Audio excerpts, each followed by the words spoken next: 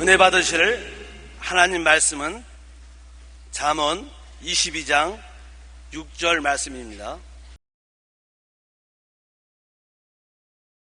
마땅히 행할 길을 아이에게 가르치라. 그리하면 늙어도 그것을 떠나지 아니하리라. 아멘.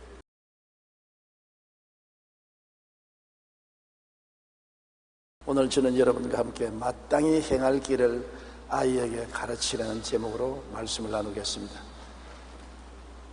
토기가 만들어지는 것을 보면 토기장이가 진흙을 가지고 자기 마음의 생각대로 좋은 토기도 만들고 또 험하게 쓸 그릇도 만듭니다. 똑같은 진흙인데도 그것을 정성을 들여서 아름다운 밥상에 올라갈 수 있는 그릇도 만들고 장독간에 들어갈 그릇도 만들 수가 있는 것입니다. 진흙이 토기장이의 손안에 있듯이 어린아이도 부모님의 손안에서 그 인격이 형성되어가며 자라는 것입니다. 그러므로 좋은 교육과 나쁜 교육이 어린이의 인격 형성에 절대적인 영향력을 미친다는 것을 우리는 오늘 어린이 주일을 통해서 다시 한번 생각해 보고자 하는 것입니다. 교육이 우리의 자녀들의 미래를 결정하는 주 요소가 되는 것입니다. 첫째로 어린아이는 사랑을 먹고 삶으로 어린이가 우리 가정에 하나님 선물로 주어주면 극진한 사랑을 가지고서 길러야 되는 것입니다. 사람은 하나님의 형상과 모양대로 지음받았는데 하나님은 사랑이십니다. 그러므로 사람도 그 근본적인 존재는 사랑인 것입니다. 사랑의 교제, 사랑의 교통을 통해서 사람은 생명이 살아나는 것입니다. 어린아이가 이 세상에 태어나서 아무리 어머니가 젖을 잘 먹이고 좋은 잠자리를 마련해 주어도 시시때때로 안아주고 뽀뽀해주고 덩어리 쓰다듬어주고 사랑을 하지 않으면 쉽게 병들어서 죽습니다. 의사들이 발표한 것을 보면은 유아원에서나 어린이 병동에 입원한 어린아이들을 돌볼 때 좋은 약을 먹이고 좋은 공방한 온도를 만들어주고 좋은 이부자를 줘도 하루에 3번 이상 안아주고 얼러주고 설어주고 뽀뽀해주지 않으면 어린아이들이 죽는다는 것입니다. 그들이 의학적 증명을 하고 그 다음부터는 반드시 유아들이 있는 곳이나 어린아이들 병동에는 하루에 3번 이상 간호원이 가서 얼러주라고 명령을 내리고 있다는 것입니다. 여러분, 안아주고 스킨십을 해주는 것이 마음의 안심과 평안을 갖게 해주는 것입니다. 어린아이는 무의식 중에 불안합니다. 어머니 뱃속에서 평안이 있다가 세상에 태어나니까 모든 것이 불안하지 않아요. 그 마음에 평안을 주고 안심을 주고 사랑을 받고 있다는 것을 알려주는 것은 아직까지 대화가 안 되고 서로 의견이 교환되지 않은 형편에서는 부모님의 사랑이 가장 필요한 것입니다. 또 이웃의 사랑이 가장 필요한 것입니다. 사랑은 말만 가지고서 사랑이 전달되는 것이 아니라 몸의 스킨십입니다. 안아주고 설어주고 엉덩이를 두들겨주고 얼굴을 비벼주고 뽀뽀해주고 그것이 가장 마음속에 안심과 평안을 주는 것입니다. 저는 나이가 이제 73살이지만은 우리 할머니가 나를 안아주고 품어주고 내 새끼하고 덩어리를 어루만져주던 그 기억이 지금도 사라지지 않습니다. 할머니 생각만 나면 할머니의 스킨십이 내 뼛속에 아로새겨 있는 것입니다. 그처럼 우리가 어릴 때 스킨십을 해주는 것은 성장에 굉장히 도움이 되는 것입니다.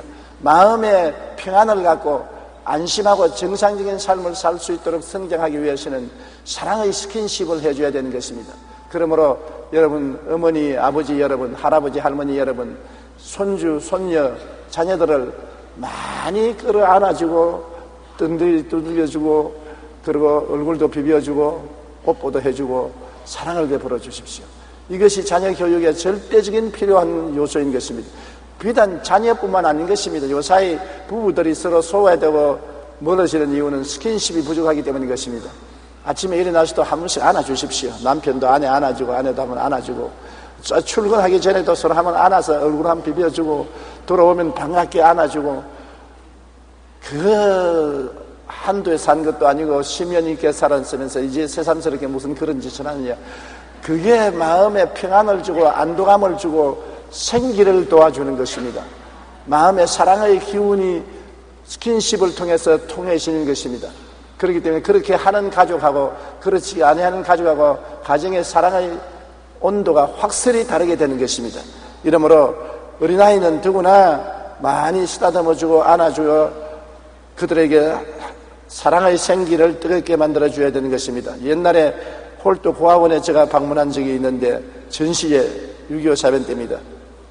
혼혈아들이 미국의 부모들을 찾아갈 전까지 수용되어 있었습니다. 양부모가 와서 정해놓으면 이제 공수를 하는데 수용된 곳에 가면 병아리 기르듯이 고아들이 와글와글 합니다. 그러면 어린아이들이 제게 뛰어와서 가슴에 매달리면 한번 매달리면 아무리 떼도 안 떨어져요. 엄청나게 끌어안고 그냥 고함 저음이다 떨어져 나갈까 싶어서 아주 마음이 아프기 그지없어요. 얼마나 사랑이 그립기에 잘 먹이고 잘 입혀주고 잘 재워주는데도 불구하고 어른들의 가슴에 매달려서 안 떨어지려고 저렇게 부르짖느냐, 정말 가슴이 아팠습니다. 사랑이란 없어서 살 수 있는 것이 아닙니다. 사랑 없이면 다 헛된 거예요.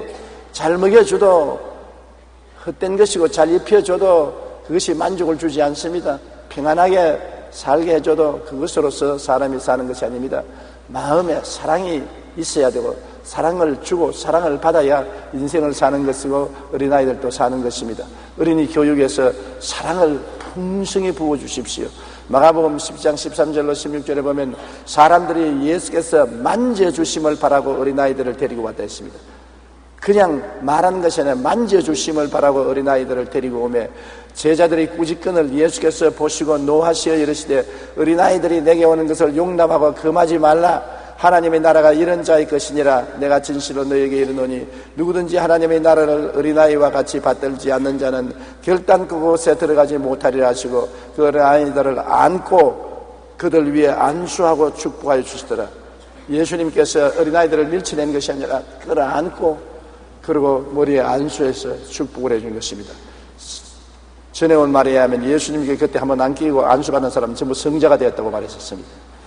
여러분, 둘째로 어린아이들에게 예수님과 하나님을 먼저 배우게 만들어줘야 되는 것입니다.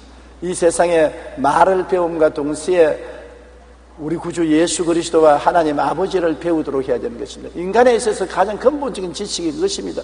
사람이 온 천하를 다 얻고도 자기 목숨 하나 잃으면 아무 소용이 없습니다. 그러므로 인생을 살 때 가장 중심이 된 보화인 예수 그리스도와 하나님을 알도록 만들어줘야 되는 것입니다. 왜냐하면 사람은 하나님의 형상과 모양대로 지음받는 원형이 있습니다. 그 원형이 죄로 말미암아 망가졌지만은 그 원형에 예수 그리스도와 하나님을 채워놓아야 되는 것입니다. 짐승들은 아무리 예수님과 하나님을 가르쳐도 못 깨달아요. 원형이 없습니다. 근데 사람은 원형이 있어요. 어린아이가 아직 말도 배우지 않고 이성이 발전 안 되어도 예수님과 하나님에 대한 것은 자연적으로 알도록 마음에 그렇게 원형이 있는 것입니다. 거기에 부모님이 채워주는 것입니다. 시골에 가면 우물물에 돌을 집어넣고 쓰레기를 집어넣어서 우물을 막아놓아도 원래 우물물이 거기에 있는 것입니다. 파헤쳐 놓으면 물이 콸콸 솟아나는 것입니다. 내버려 놓으면 그 우물은 막히죠. 원래 하나님에 대한 사랑, 하나님의 모습을 마음속에 가지고 태어나는 것입니다. 그것이 죄로 말미암아 막히지고 더러워졌지만은 이것을 청소해서 부모들이 다시 샘물이 솟아오르게 만들어줘야 되는 것입니다. 예수 그리스도와 하나님을 가장 먼저 배우도록 해야 되는 것입니다. 엄마, 아빠를 말하기 전에 예수님, 하나님 이 말씀을 배우도록 도와줘야 되는 것입니다. 어린아이는 엄마, 아빠와 동시에 예수님, 하나님, 아버지 일일이 교리적으로 다 알려줄 이유가 없습니다. 그렇게 교리적으로 알려줘도 깨달을 수 있는 지성이 없습니다. 그래도 얘들은 받아 외우고 같이 고사리 손을 합쳐서 기도하고 찬송을 부르는 이유는 마음속에 원형이 있기 때문인 것입니다.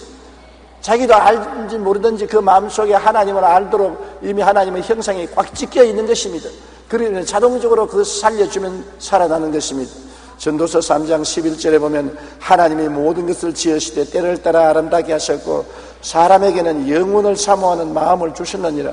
이미 마음속에 영원은 하나님인 것입니다. 하나님을 사모하는 마음을 마음속에 주신 것입니다. 세계적으로 유명한 오페라 가수인 할버턴이 어느 날 어린 아들과 친구들이 이야기하는 것을 듣고 마음의 감동을 느꼈습니다. 한 소년이 그 아들과 이야기하는데, 야, 우리 아버지는 이곳 시장님의 굉장히 가까운 친구요, 시장님하고 사랑스러운 대화도 하고 늘 만난단다. 그러니까 이 오페라 가수인 할버턴 씨의 아들이 어깨를 샀습니다. 야, 그건 말도 하지 마라. 우리 아버지는 천지와 만물을 주신 하나님과 친구예요. 우리 아버지는 매일 우리와 같이 하나님과 이야기하고 하나님과 가까이 지낸단다. 그 대화를 듣고 아버지가 마음에 깊은 감동을 느꼈다는 것입니다. 그 아들이 얼마나 가정에 하나님을 사랑하고 하나님을 섬기는 것에 감동을 느꼈던지 친구에게 아버지 하나님과 우리 가족은 친구요, 가깝다는 것을 자랑하더라는 것입니다. 그렇게 될 정도로 자녀들을 주님께로 교육시키게 되는 것입니다. 어린아이는 하나님이 이 땅에 부모에게 잠시 맡겨준 선물입니다. 어린이는 부모의 소유물이 아닙니다. 하나님의 자녀입니다. 그러므로 어릴 때 하나님의 자녀를 하나님께 돌려주어야지 왜 하나님의 자녀를 내 소유물로 빼앗아서는 되지 않은 것입니다. 그렇기 때문에 반드시 가정예배 같이 드리고 주일예배 출석시켜야만 하는 것입니다. 어린아이가 귀찮아 하더라도 잠자는 애를 깨워서라도 가정예배를 드리게 하고 밥 먹여서 주일날 손잡고 주일예배 참석하도록 해야 되는 것입니다. 좋은 습관은 어릴 때부터 들여야 되지요. 습관이라는 것은 한 번만에 습관이 되는 것이 아니고 자주 반복해야 습관이 되는 것입니다.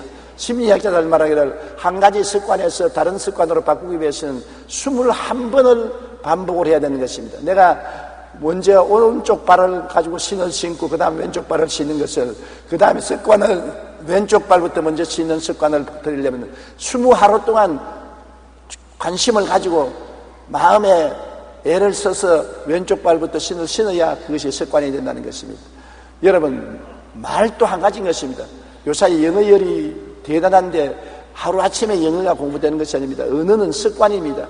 자꾸 말을 함으로 반복하죠. 처음부터 말을 잘하는 사람 보았습니까? 어린 애기들 말하는 거 보십시오. 처음에는 할아버지를 말 못하고 할머니를 말하고 할미라고 말합니다.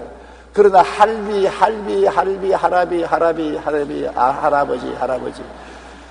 습관으로 자꾸 고쳐나가는 것입니다. 그래서 영어도 여러분, 영어 마을 같은 데 들어가서 한 일주일 공부한다고 영어가 되는 건 아닙니다.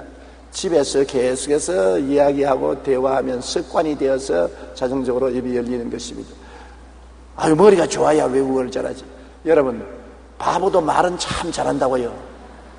바보도 말은 잘한다고. 왜? 습관이니까요. 언어라는 것은 습관이지 머리가 좋아서 하는 것은 아닌 것입니다. 자꾸 말을 해야 돼요. 저도 외국어를 40년 가까이 했습니다만 지금도 매일같이 영어 신문을 읽고 있는 것은 하루라도 습관을 등한히 하면 까먹어버립니다. 그냥 아무라고 까먹어버리고 말아요.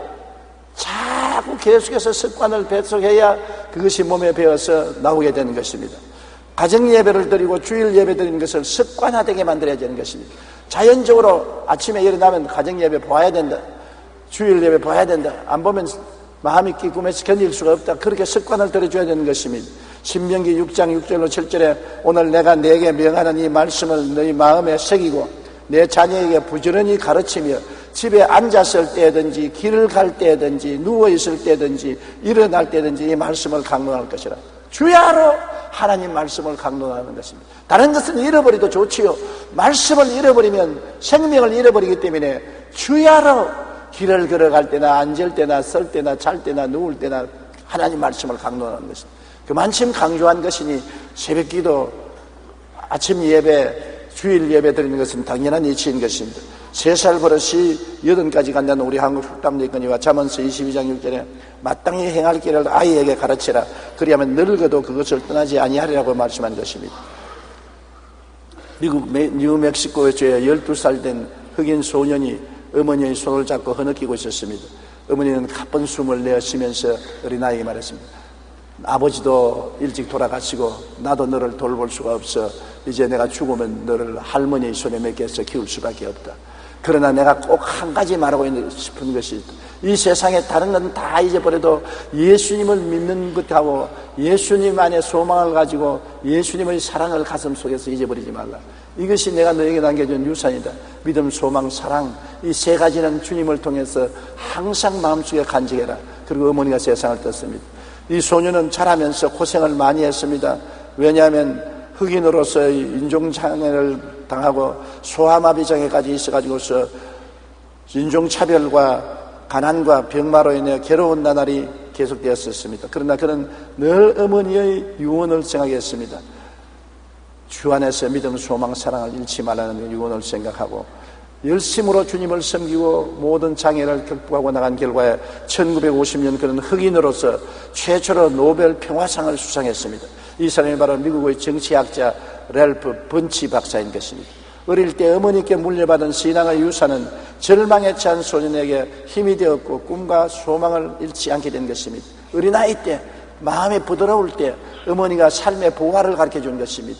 그러니 그 보배를 어린아이 때부터 품고서 살은 결과에 그는 위대한 인물이 될 수가 있는 것입니다. 인간의 마음에는 하나님을 찾는 원령이 있습니다.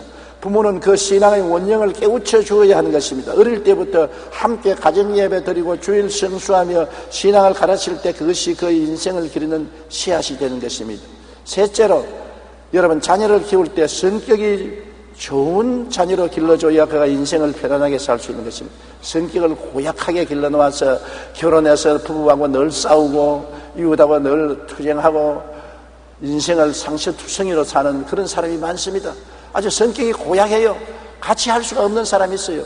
저도 70평생을 살아오면서 많은 친구를 사귀었는데 아주 사귀어도 마음이 편안하고 부드럽고 즐거운 친구가 있는가 하면 어떤 친구는 성질이 고약하고 비뚤어지고 꾀꾀 틀려서 만나기만 하면 상처를 입고 고통을 주는 사람이 있는 것입니다. 그런 사람하고는 인생을 행복하게 살 수가 없는 것입니다.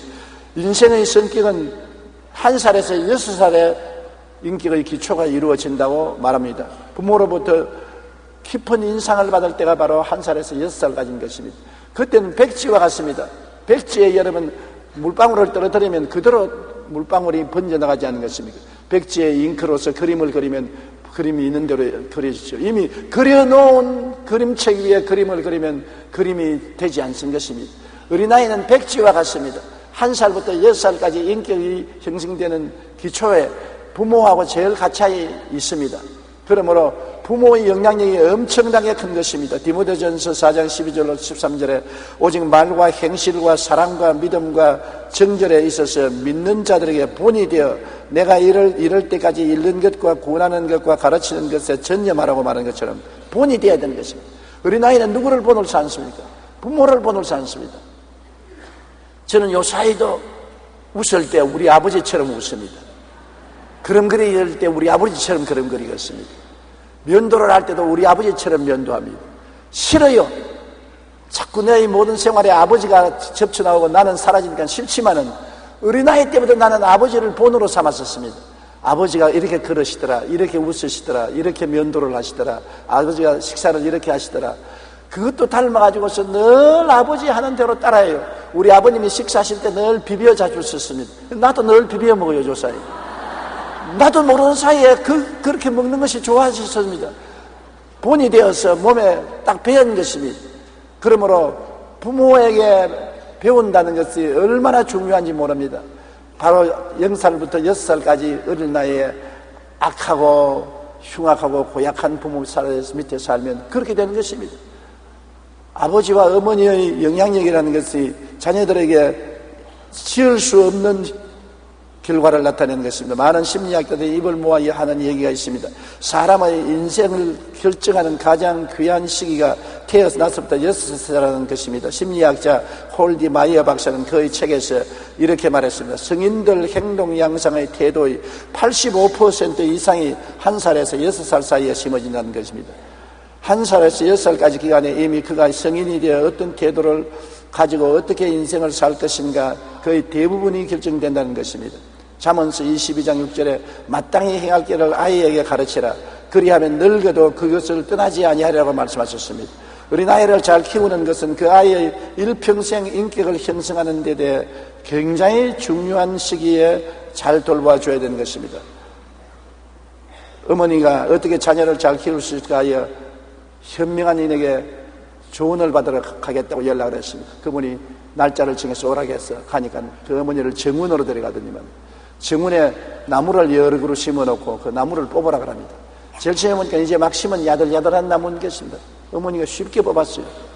두 번째는 심은 지가 좀 날짜가 지난 것인데 뿌리가 좀 내렸으나 그것도 쉽게 뽑았습니다. 세 번째 나무는 벌써 심은 지 1년이 넘었습니다. 그래도 그 땀을 뻘뻘 흘리면서 뽑았습니다. 그런데 그 다음 나무는 심은 지 5년 넘은 뿌리가 꽉 내린데 아무리 매달려서 땡기고 흔들고 매달려도 움쩍도 하지 않습니다. 그래서 땀을 흘리면서 선생님 이거는 못 뽑겠는데요. 그러니까 자녀 교육이 바로 이런 것입니다. 어릴 때 야들야들 할 때는 쉽게 성격이 변화되는 것입니다. 좀 세월이 지나도 쉽게 돌아올 수 있지만 이미 5년, 10년 습관이 깊이 뿌리 내린 성격은 결코 뽑히지 않습니다. 거기에서 큰 교훈을 배웠다는 이야기를 읽어본 것입니다. 세월이 습관을 만들어주는 것입니다. 어린아이 때가 가장 인격을 형성할 수 있는 좋은 때이고 벌써 초등학교에 들어가면 힘듭니다. 고등학교, 대학 들어가서 부모 말 잘 듣는 사람 봤습니까? 고등학교, 대학 들어가면 벌써 말 안 들어요. 초등학교 때는 부모가 여름에 우리 제주도로 가자 하면 두 말 하지 않고 따라가는 것입니다. 중학교 가면 벌써 그 중에 많은 사람이 내 친구하고 놀러 가려고 그랬는데 고등학교도 아직 말도 내놓지 못합니다. 대학은 우리는 없는 말 하지 마십시오. 자기는 자기대로 가지. 그러므로 우리 부모를 따를 때가 초등학교 때인 것입니다. 초등학교 때 신앙을 심어주라는 것입니다. 그러면 일평생에 그 신앙의 습관이 내려놓으면 아무리 세상에 나가서 세상 유혹이 흔들어도 뽑히지 않는 것입니다. 5년 이상 10년 동안 습관이 뿌려지가 깊어져 가지고서 세상에 아무리 와서 내 흔들어도 뽑혀지지가 않는 것입니다. 그렇기 때문에 부모가 자녀에게 물려줄 수 있는 최고 유산은 건강한 심성과 좋은 습관입니다. 3살 버릇이 8가지 간다는 마음과 같이 하나님과 예수님을 배우게 하여 어린아이의 삶에 뿌리 내리게 하는 것이 부모가 자식을 기르는데 가장 중요한 것입니다. 왜냐하면 지위 명예 권세 다 얻어도 영원히 지옥 가면 무슨 소용이 있는 것입니까? 오직 영원히 사는 길은 예수 믿고 아버지 섬기는 길밖에는 영원히 사는 길이 없습니다. 그리고 인생을 만사 형통하게 사는 것도 성경을 읽고 성경대로 사는 것입니다. 여호수아에게 하나님 말씀하기를 내가 준 이 성경 말씀을 주야로 묵상하고 그대로 하면 네가 가는 곳마다 형통하리라고 말한 것입니다. 그때는 모세 오경밖에 없었습니다. 지금은 우리가 66권이나 가지고 있습니다. 이 성경이 만사 형통과 번영의 근원이 되는 것입니다. 다른 데 줄 것은 없어요. 예수 믿고 하나님 섬기고 성경을 유산으로 주면은 성경 가운데 모든 것이 다 있는 것입니다. 성경을 찾아서 인생을 살면 그것이 바로 금을 캐는 광맥이요 바로 그곳에서 다이아몬드를 캐는 광산이 되는 것입니다. 그러므로 우리 자녀들을 올바른 가치관을 심어주어서 성경을 중심으로 살게 만들어주는 것입니다. 폭력으로 아이를 고치려고 하지 마십시오.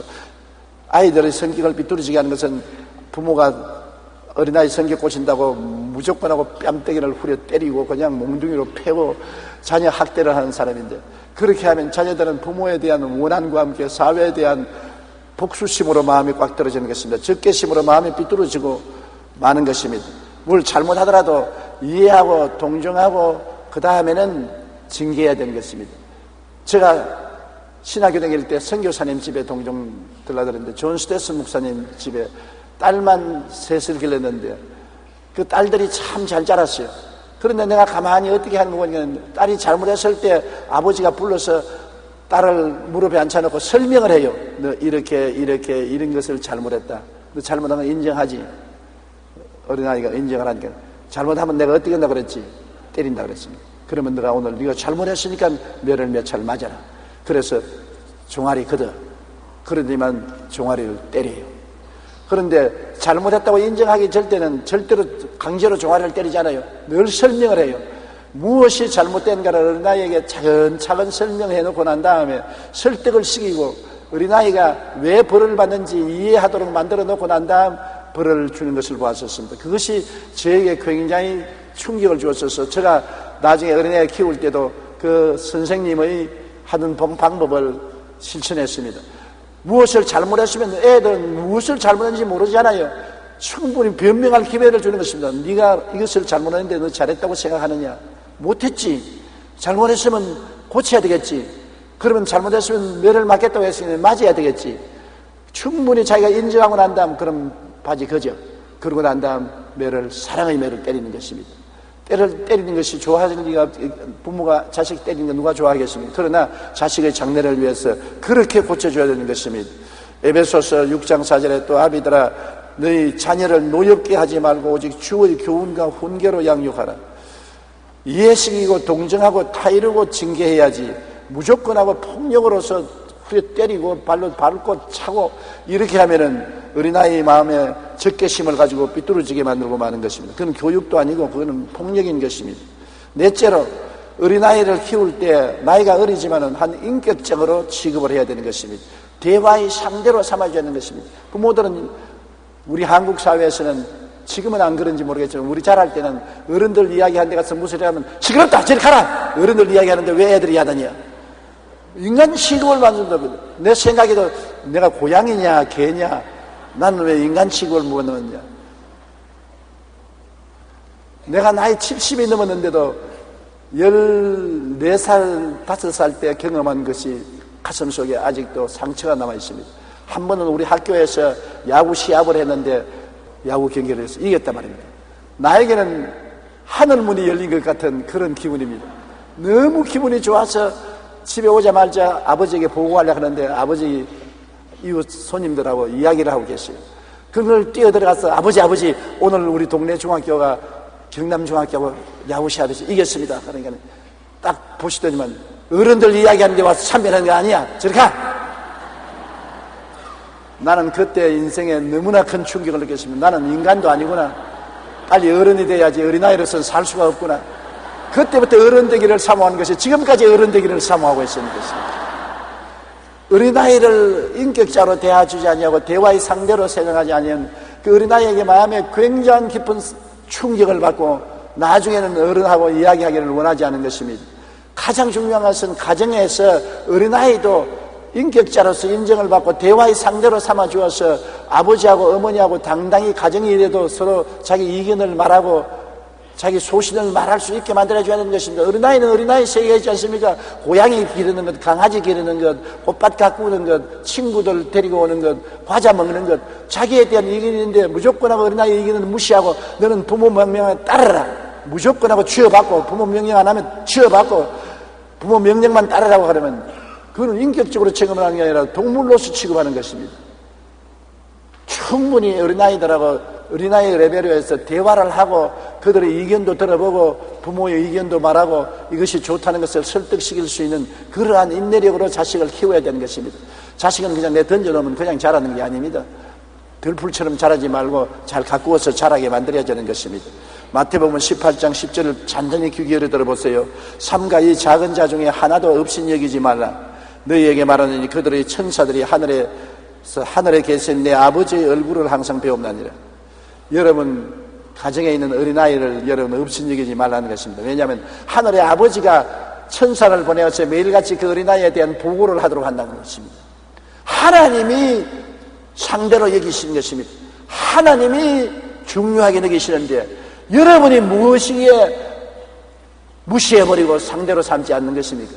우리가 굉장히 이 말씀을 깊이 있게 마음에 생각해 봐야 되는 것입니다. 아버지 하나님도 천사를 보내어서 어린아이의 일거수일투족을 보고받게 하는데 우리가 어린아이를 대화의 상대로 삼지 않고 물건 취급하면 안 되는 것입니다.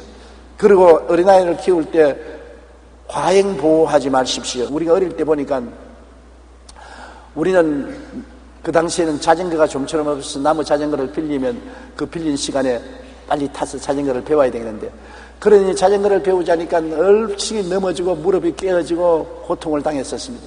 요사이 자전거는 성능이 좋지만 그때는 어른 자전거 큰 것을 올라타려니까 발통이 잘 밟아지지만 않죠. 그런데 우리 친구 중에 부잣집 아들 하나는 다친다고 부모가 절대로 자전거에 손도 못 대게 했습니다.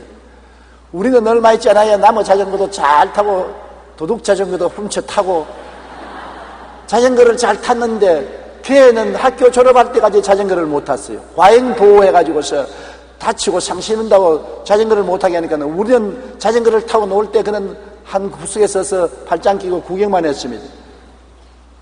못하니까요. 또 한 집은 축구를 못하게 했습니다. 발에 차이고 넘어지고 다친다고 했어요. 그러나 들풀같이 자란 우리들은 그냥 축구를 하고 뛰고 밀치고 건강하게 놀았는데 부모가 축구를 못하게 해서 그냥 늘 혼자 앉아 있었습니다. 과잉보호하면은 잘 자랄 줄 알지만은 그 아이가 옳게 자라지 못하고 완전한 인격으로 성장하지 못하는 것입니다. 독립심을 길러주어야 돼요. 자기가 밥도 할 줄 알아야 되고 청소도 할 줄 알아야 되고, 왜냐하면 인생은 아픔과 실패를 통하여 자라는 것입니다.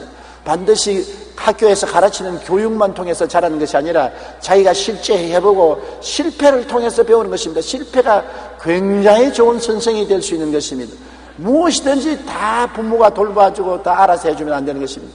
옷도 입히는데 부모가 전부 어릴 때부터 단추 끼워주고 옷 입혀주고 하지 말고 너 손으로 옷 내복도 입고 단추도 끼고 가방도 정리해서 학교 가라. 그래야지. 학교 가는 모든 뒤처리를 부모가 해주면 나중에는 의조심이 이존심이 생겨서 독립심을 잃어버리고 마는 것입니다.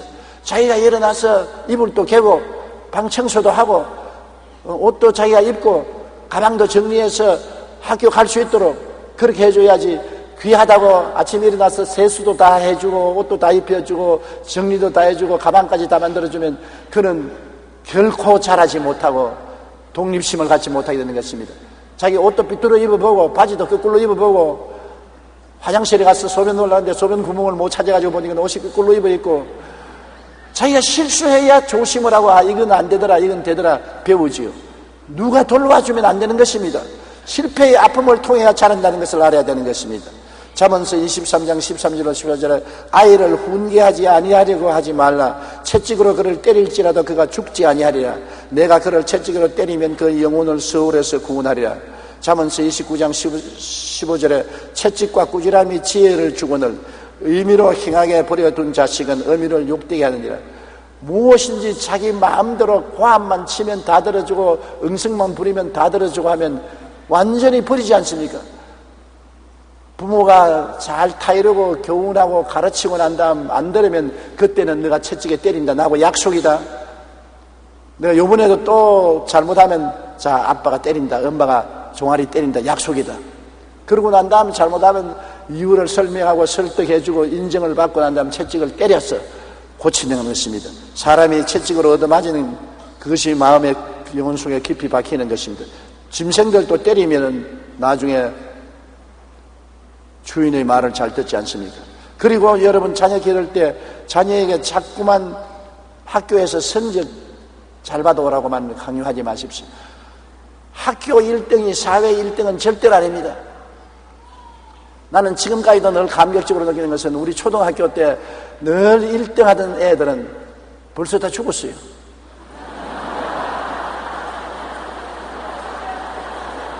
그런데 나하고 옆에 앉아있는 짝꿍인데 누구라고 말은 안 해요. 아직 살아있습니다.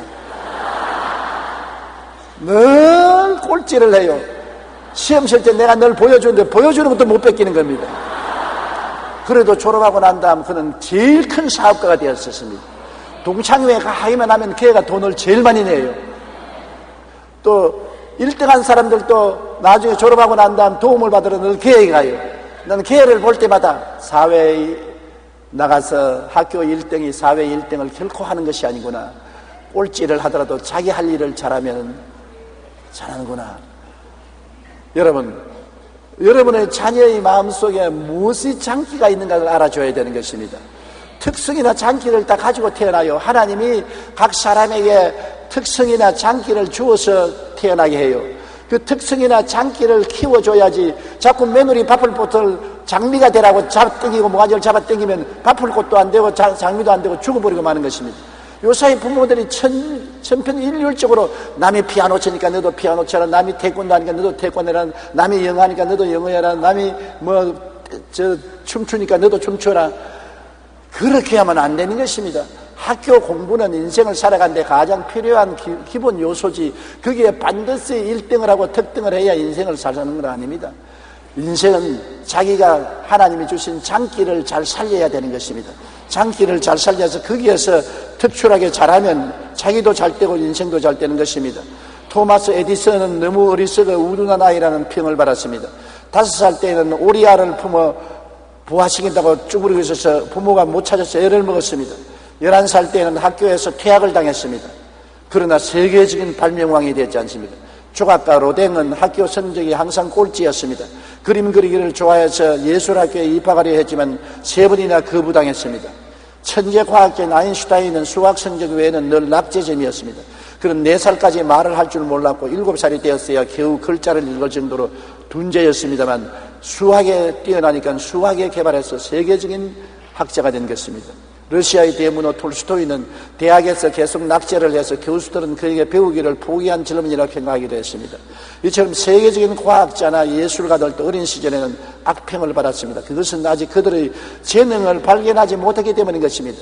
자기 재능에 해당되지 않은데 그거를 자꾸 하라고 하니까 될 택이 없지요. 자기 잘하는 것을 하라야 잘하지 잘 못하는 것을 하라고 하면 어떻게 하겠습니까? 만물 박사는 쓰레기통입니다. 여러분 쓰레기통에 가면 담배꽁초도 있고 밥지꺼기도 있고 종이도 있고 수건도 있고 온갖 것 다 있잖아요. 만물 박사는 쓰레기통인 것입니다. 쓰레기통을 자식을 만들지 말고 자녀들에게 특별한 장기를 알아서 그것으로서 가르치십시오. 박세리가 골프 하나 잘하니까 세계적인 인물이 되지 않았습니까? 박세리 보고 지금은 고등수학 풀락하면 못 풉니다. 그러나 골프 치라면 잘 치지요. 사람들마다 장기가 있는데 장기를 살려주십시오. 자식들을 강제로 자꾸 1등하라고 강압을 하지 말기를 바랍니다. 물론 우리 시대는 부모님들이 공부에 관심이 없어서 1등도 하라고 말도 안 하고 꼴찌해도 꾸짖지도 않았었어요. 그냥 뭐 살든지 죽든지 그냥 잘하시 나가라 그런 식으로 우리는 자랐지만은 그것이 지금 생각해보면 오히려 좋았습니다. 왜냐하면 끝장나게 놀았으니까.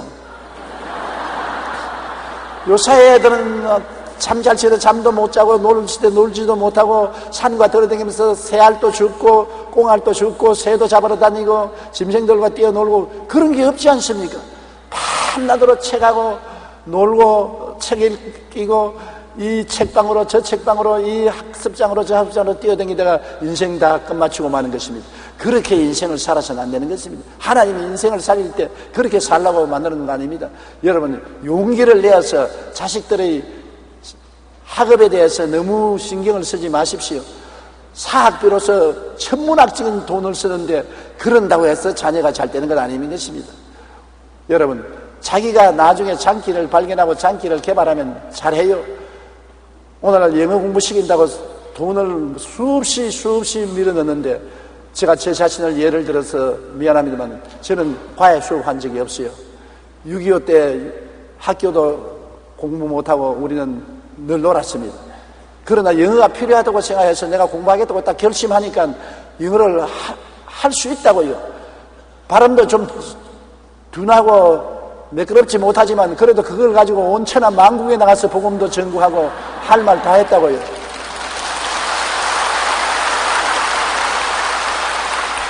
저는 과외도 못해서 아니라 정상적인 학교에서 영어 수업을 받은 것도 별로 기억나지 않습니다. 이래도 사는데 뭘 그렇게 야단 법석을 하고 눈물을 흘리고 애를 쓰고 기러기 엄마가 되고 기러기 아빠가 되어서 야단 법석합니까? 우리 어머니 아버지는 평생에 기러기 아빠 엄마 안 되고 94살까지 살았어도 우리 9 자녀들 다 잘 자랐어요. 어제 텔레비 보니까 어린 낳을 때부터 자랄 때부터 뱀을 좋아하는 자식이 있어서 부모가 도와줬어요. 온 방 안에 뱀천지요. 뱀 가지고서 살았어요. 학교 공부도 안 하고 뱀만 모으고 뱀 가지고 살았는데 오늘은 세계적인 뱀학자가 돼가지고서 뱀독을 뽑아가지고서 사람의 병을 고치는 일에 전념을 하는데 얼마나 유명해졌든지 한국 텔레비까지 다 나왔지 않습니까? 뱀 하나만 성공을 해도 한국 텔레비까지 나올 정도로 유명해졌습니다. 그런데 뭘 가지고서 만물 박사를 만들려고 합니까? 오늘 우리 자녀들의 학교 성적이 조금 나쁘다고 해서 대학 입시에 떨어졌다고 해서 그들의 인생이 실패한 것은 절대로 아닌 것입니다.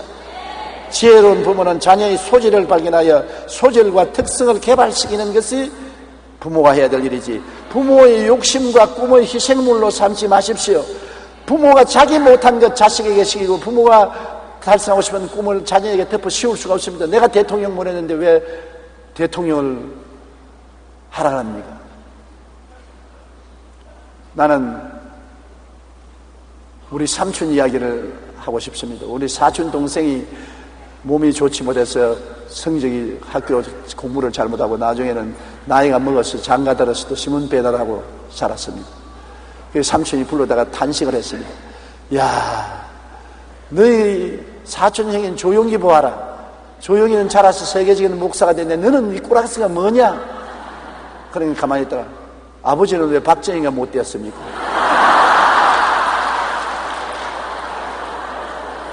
우리 삼촌이 제게 말씀하기를 너희 사촌 동생이 바본 줄 알았는데 내가 그 말 듣고 충격을 느꼈다. 너 왜 형처럼 되지 못하니까 너는 아버지는 왜 박정희처럼 되지 못했냐고. 그 말에 참말이어서 내가 무릎을 탁 쳤다고. 왜 아버지의 꿈을 자식에게 덮어 씌우려고 하지 마시고 자식은 자식 나름대로 사는 것입니다. 자식 나름대로 사는 거예요. 자기 나름대로 살도록 뒤에 밀어주고 협조해주는 건 좋지만 너 이것 해라 저것 해라 이건 못하면 안 된다 저것 못하면 안 된다고 아버지의 욕심과 어머니의 꿈을 심어주려고 하지 마시기 바랍니다. 오늘날 다이어 박사의 보고에 의하면 8살에서 12살 사이에 미국 어린이 자살률이 1967년 이후에 15년 동안 4배나 늘었다고 말하는 것입니다. 그 원인을 분석한 적 가장 큰 원인은 부모의 욕심과 목표에 도달할 수 없기 때문에 자녀가 미리 좌절하여 자살한다는 것입니다. 부모가 하도 강요하니까 부모의 욕심과 꿈에 다 도달할 수는 없고 힘은 없으니까 자기는 버림받았다고 생각하고 낙심하여 자살하고 만다는 것입니다. 지나친 기대는 자녀에게 큰 부담으로 여겨집니다. 더욱이 자녀를 부모의 꿈과 욕심의 희생물로 삼아서는 결코 안 되는 것입니다. 여러분이 해줄 것은 자녀의 소질을 살려주고 난 다음에는 자녀가 잘 되도록 위해서 기도를 많이 해주는 것입니다. 역사상 위대한 인물 뒤에는 항상 기도하는 어머니가 계셨다는 것을 잊지 말아야 되는 것입니다. 에레미야가 2장 18절로 19절에 그들의 마음이 주를 향하여 부르짖기를 딸 시온의 성벽아 너는 밤낮으로 눈물을 강처럼 흘릴지어다 초저녁에 일어나 부르짖을지어다 내 마음을 주의 얼굴 앞에 물소듯 할지어다 각 길 어기에 주려 기진한 내 어린 자녀들의 생명을 위하여 주를 향하여 손을 들지어다 하였도다. 이와 같이 자녀들을 위해서 눈물을 흘리며 기도해 주는 것이 가장 선명한 그런 것입니다. 아브라함 링컨은 노동자 부모의 가난한 집에 태어나서 어릴 때부터 링컨에게 어머니가 신앙을 읽으면서 길러주었었습니다. 그러나 그 어머니가 세상을 떠자 계모가 들어왔는데 계모도 신앙이 좋아서 아브라함 링컨에게 신앙 교육을 시키고 성경을 읽게 한 것입니다. 아브라함 링컨의 전기를 적은 사람을 보면은 하나님은 링컨이 위대한 사람이 될 만한 조건을 하나도 주지 않았다. 그러나 링컨에게는 가난과 훌륭한 신앙의 어머니만 주셨다고 말한 것입니다. 가난과 훌륭한 어머니만 주셨는데 그를 통해서 링컨은 미국 16대 대통령이 되고 세계적인 인물이 된 것입니다. 감리교 창실자인 존 웨슬레는 그의 어머니 수산나에게 글을 배울 때 성경 창세기부터 글을 배웠던 것입니다. 일반적으로 글을 가르치지 않고 성경 읽는 것으로부터 시작해서 어린아이에게 글을 가르쳤는데 그 자녀들이 세계를 움직이는 위대한 주님의 종이 된 것입니다. 어거스틴의 어머니는 어거스틴은 젊은 시절 방탕했으나 그 어머니 모니카의 끊임없는 기도를 통해서 그런 역사적인 성자가 된 것입니다. 무디는 이런 말을 했습니다. 내가 성취한 것 가운데 위대한 것이 있었다면 그건 모두 어머니의 기도 덕택이다. 하나님의 은혜이다. 역사상 위대한 인물 뒤에는 항상 기도하는 어머니가 계셨다는 것을 잊지 말아야 될 것입니다. 그러므로 어머니 여러분 자녀를 위해서 열심히 기도해 주십시오. 누가복음 23장 28절에 예수께서 돌이켜 그들을 향하여 이르시되 예루살렘의 딸들아 예루살렘 딸들아 나를 위하여 울지 말고 너희와 너희 자녀를 위해서 울라. 십자가를 걸머쥐고 가면서도 나를 위해서 슬퍼하지 말고 자식들이 잘 되도록 위해서 기도하라고 예수님이 부탁하신 것입니다. 자녀는 일생에서 한 번 짓는 가장 중요한 농사인 것입니다. 성경에는 자녀는 하나님이 주신 기업이라고 했었습니다. 자녀 교육에 성공한 자와 실패한 자는 노년의 그 열매를 맛보게 되는 것입니다. 여러분 우리는 무엇보다도 그리스도를 구주로 고백하고 모시고 아버지를 섬기고 성경을 가슴에 품고 늘 읽고 묵상하는 자녀가 되도록 어릴 때부터 교육하는 부모 되시기를 주님 이름으로 축원합니다. 우리 기도드리겠습니다. 전능하신 하나님 우리 아버지여, 하나님이 자녀를 우리에게 맡겨놓은 것은 자녀를 잘 기르라고 부탁한 것이지 우리 소유로 삼으라는 것은 아니옵니다. 자녀를 예수님을 믿고 하나님을 섬기며 하나님 말씀을 경외하고 사랑하는 자녀로 길러주면 그들이 어느 곳에 가든지 하나님의 은총으로 영혼이 잘되고 범사에 잘되며 강건하고 생명을 얻되 넘치게 얻게 살 수가 있게 되옵나이다. 아버지, 어린아이 때 습관을 들여놓으면 그 습관이 평생을 가며 세상에 나가서 아무리 흔들리더라도 뽑히지 않는다는 것을 알고 어릴 때부터 자녀 교육을 신앙 중심으로 세울 수 있도록 도와주시옵소서.